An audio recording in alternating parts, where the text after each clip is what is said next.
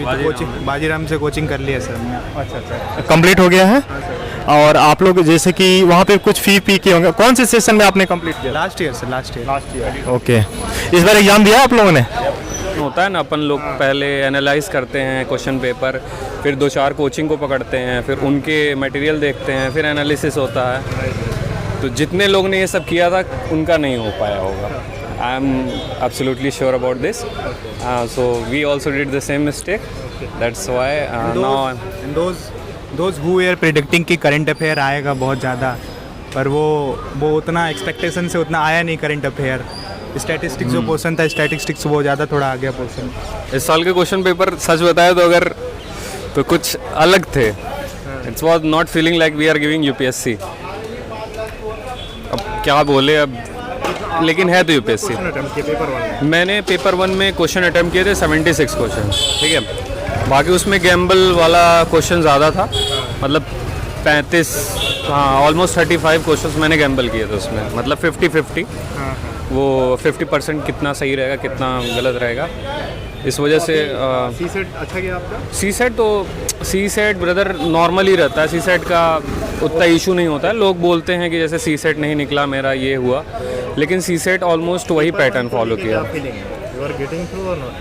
I don't think I would make this time, so I have to work hard another time.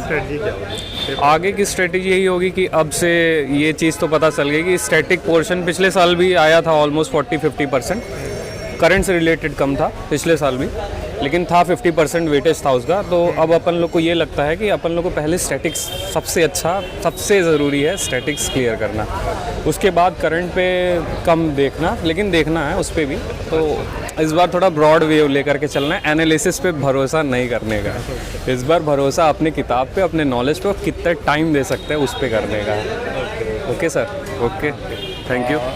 आप लोग इनके सारे बात से एग्री करते हैं? जी सर, डेफिनेटली सर, मुझे भी ऐसा ही लगता है कि जो स्टैटिस्टिक्स के जो 4 सब्जेक्ट हैं, हिस्ट्री, पॉलिटी और इकोनॉमिक्स, ज्योग्राफी, उस पर सर वो कमांड होना, बेसिक वो कॉन्सेप्चुअल क्लैरिटी होना बहुत ज़रूरी है सर।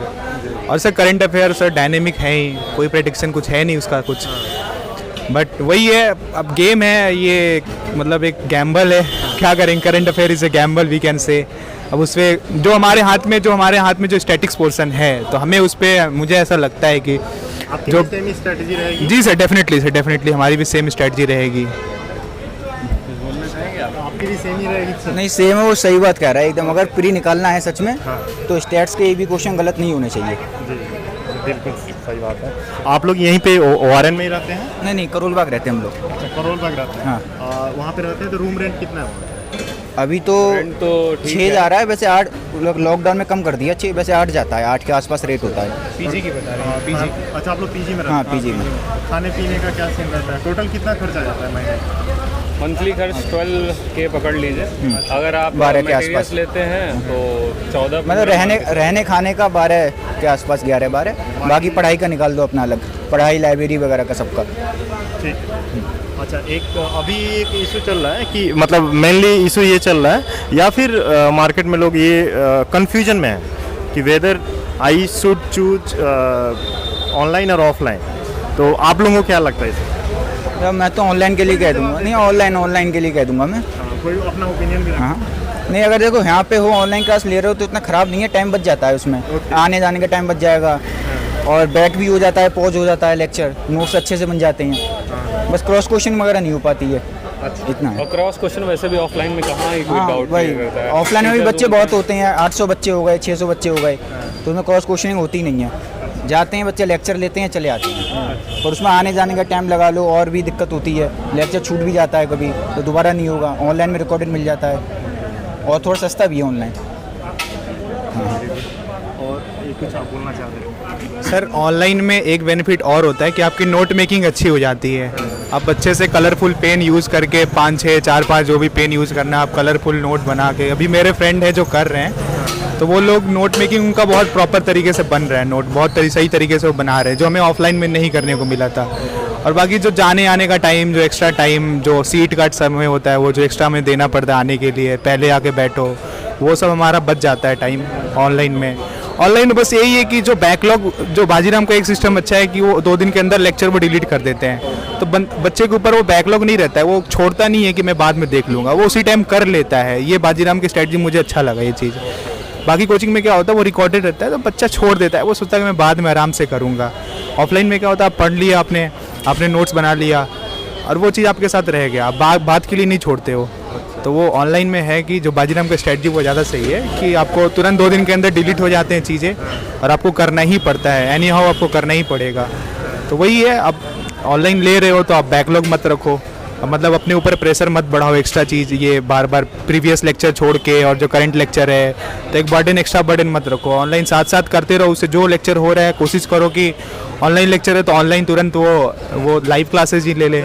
इन जनरली क्या होता है कि आप लोग क्लासेस करते हैं, क्लासेस खत्म हो जाए तो फिर लाइब्रेरी ज्वाइन करते हैं, ऐसा होता है? हाँ सर, लाइब्रेरी ज्वाइन करते हैं और फिर बहुत, देखिए सर वो बच्चे के ऊपर, स्टूडेंट हैं ये लोग इन जनरली लाइब्रेरी ज्वाइन करते हैं, पढ़ते हैं और फिर यहाँ के चाय वगैरह या थोड़ा बहुत हम भी ऐसे ही कर रहे हैं, दोस्तों से मिल लिए, बात कर लिया, ऐसे ही होता है। हाँ सर वो तो है सर, हम भी सब वैसे ही करेंगे सर। आप 24 घंटे बैठ के पढ़ नहीं सकते हो, तो वो थोड़ा सा खुद को। घंटा आप लोग पढ़ते हैं सर? अभी टारगेट अभी स्टार्टिंग में है, हाँ अभी क्लासेस चल रहे हैं तो सर क्लासेस को आप छोड़ दो, अगर तो बंदा अगर स्टार्टिंग में आता है तो क्लासेस के जो भी घंटे लगते हैं वो तो आप छोड़ दो, सेल्फ स्टडी के लिए एटलीस्ट 4 to 5 आवर देना ही पड़ेगा। और अभी हमारा सर, हमने कोचिंग लास्ट ईयर ले लिया है तो अभी हमारा कुछ भी हम कोशिश करते हैं कि हमारा कितना पढ़ते हैं वो कैलकुलेट नहीं करते हैं, बट हम सुबह 10 बजे के आसपास आ जाते हैं, रात के 10 बजे तक रहते हैं, तो ऐसे कैलकुलेट करें तो हमारा 12 घंटा हो गया। अब उसमें चाय, टी ब्रेक और दोस्तों के साथ टाइम पास करना थोड़ा सा। जैसे मान लो आप लोग यहाँ पे रहते हो, आप लोग यहाँ दिल्ली के नहीं हो गए, ठीक है? नहीं सर। डिफरेंट, अच्छा आप दिल्ली के हैं? नहीं सर, मैं दिल्ली से नहीं हूँ। अच्छा आप दिल्ली से? नहीं सर, नहीं। ये आप लोग भी दिल्ली के नहीं, तो आप लोग जैसे डिफरेंट कल्चर और डिफरेंट रीजन से आए होंगे, तो do you guys feel any problem related with the food? Of course, कितना बोल दे प्रॉब्लम के बारे में, कितना बोल दे, रोने लगेगा आदमी। फूड बोल दिया, सबसे पहले फूड का बताओ भाई। भाई साहब, फूड में ऐसा लगता है, खाने में, बात करने में, कोई आपका काम कराना हो यहाँ पे, वो दिक्कत नहीं है। देखिए यहाँ के लोग हैं तो फ्रेंडली, खैर ठीक है, अनलेस एंड अनटिल वो आपके मकान मालिक हो, ठीक। अगर मकान मालिक है तो फ्रेंडली नहीं है, ये चीज़ आप गांठ मार लीजिए, बाकी सब फ्रेंडली है, कोई दिक्कत नहीं है, कोई वो चीज़ नहीं है कि मतलब नहीं करेंगे या वो करेंगे या डिले करेंगे, वो सब बहुत अच्छे हैं। बाकी टिफ़िन में ऐसा है कि खाने का सिस्टम क्या ही होता है कि थोड़ा दिल्ली को फूड कैपिटल भी बोला जाता है। बाकी अब एवरेज स्टूडेंट आके पढ़ेगा यहाँ पे तो फिर उसके लिए थोड़ी दिक्कत है। बाकी अगर ज़्यादा पैसा आपके पास है, आप लगा सकते हो, तो फिर तो आपको अच्छी ही चीज़ मिलेगी, ठीक है। ऑन एन एवरेज ऐसा कह सकते हैं कि जैसे अपन लोग हैं तो हम लोग लोअर या अपर मिडिल क्लास को ही बिलोंग करते हैं, तो हम लोगों को थोड़ी दिक्कत होती है, जैसे खाने में ऑयल ज़्यादा आना, फिर अभी इधर डेंगू स्टार्ट हो गया, तो एग्ज़ाम के ही समय हम लोगों को हमारे लाइब्रेरी में कम से कम 11 से 12 बंदों को डेंगू हो गया। एग्ज़ाम के 2 दिन बाद वो ड्रिप चढ़ा करके हम लोग को एग्ज़ाम देना पड़ा, तो डेंगू भी यहाँ पे है थोड़ा सा, तो काफ़ी समझ रहे हैं ना आप। हाँ, तो बहुत दिक्कत है। अब हम लोग को पता ही नहीं था कि ऐसा डेंगू भी हो सकता है किसी को।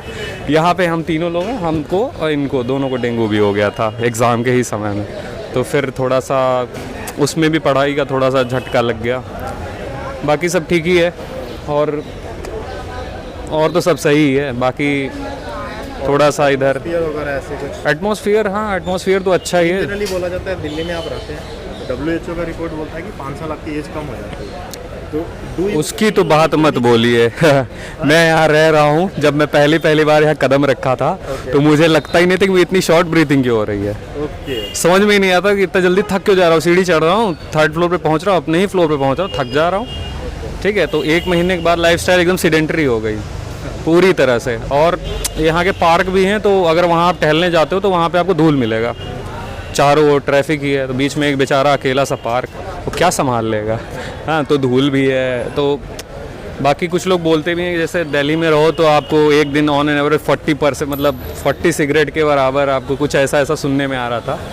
थोड़ा सा यहाँ पे ये है कि ग्रीनरी नहीं है, मेन हब की बात बता रहा हूँ जहाँ हम लोग तैयारी कर रहे हैं। बाकी आउटर में चले जाएँ, वहाँ पे तो पेड़ पौधे काफ़ी हैं, वो तो अच्छी है, वो तो ठीक है। लेकिन अब कौन ही हम लोग वहाँ बाहर जाते हैं, हम लोग तो लाइब्रेरी में काम रहता है, एग्जॉस्ट में बैठो, अंदर से हवा खींच के बाहर दे, बाहर हवा वही हो, तो वही चीज़ है, बाकी एटमॉस्फेयर यही है हम लोगों का। अभी आप लोग जैसे रहते हैं करोल बाग में, तो आप इधर आए हैं तो क्या यही आप लोग ये करोल बाग ये सटा हुआ है दोनों वारन, ये दोनों एकदम जस्ट एडजेसेंट है, रोड पास। तो आप लोग यहाँ पे वहाँ से आए हैं कि अभी जस्ट यहाँ पे नहीं वॉकिंग डिस्टेंस स्टडी रूम वगैरह ज्वाइन किए हुए हैं पढ़ रहे हैं? लाइब्रेरी ज्वाइन किया है आज, सोचा कि यहाँ की चाय जो है अच्छा इस पर्टिकुलर पॉइंट की जो चाय है वो बहुत तगड़ी है। तो यहाँ पे लोग दूर दूर से कभी ना कभी अपनी तलब बुझाने जो चाय वाले होते हैं वो यहीं आते हैं। ठीक है, तो काफ़ी अच्छा लगता है चाय वाय पीने में, फिर थोड़ा सा लोगों को देखने में कि कौन किस तरह से परेशान है, कौन किधर क्या डिस्कशन चल रहा है, कौन क्या पढ़ रहा है, कहाँ पे कौन सी टेस्ट सीरीज़ है, अपडेट मिलती रहती है। बस और तो कभी कभी आ जाते हैं। कौन नई बुक्स या नोट्स आ रही हैं? हाँ, वही चीज़ देखने के लिए अपन लोग निकल जाते हैं, तो बस वही है, और थोड़ा सा रिलैक्स फील हो जाता है, बस बाकी वही चीज़ है, डोपामिन भी निकलना ज़रूरी है ना। Okay, thank you thank you very much, thank you.